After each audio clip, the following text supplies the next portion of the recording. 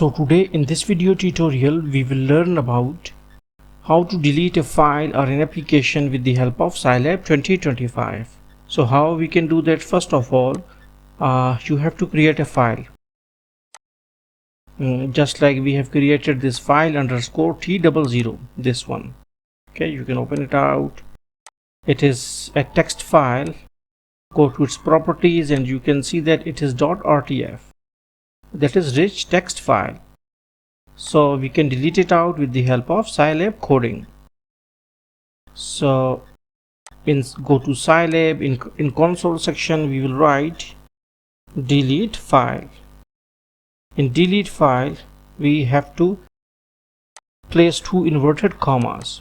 And delete file, you must know about this function, that it is a proper function for the deletion of files. So you should have to write two brackets here, which are the parameter brackets, parameter insertion brackets, and within these two brackets we have these inverted commas, and within the inverted commas we have to give the link of the file.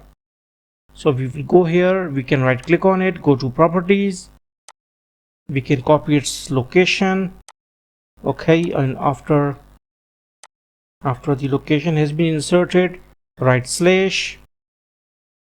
Okay, and again copy its name and okay, and also its type. First we write its name, this, and .rtf. This is the type of the file. So now we will press enter and answer is true. Why it is so? Because we have deleted the file. And if we will do the same again, now we got a false, because file do not used to exist now.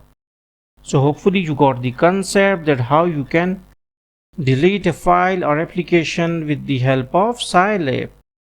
So thanks for visiting our channel and don't forget to subscribe.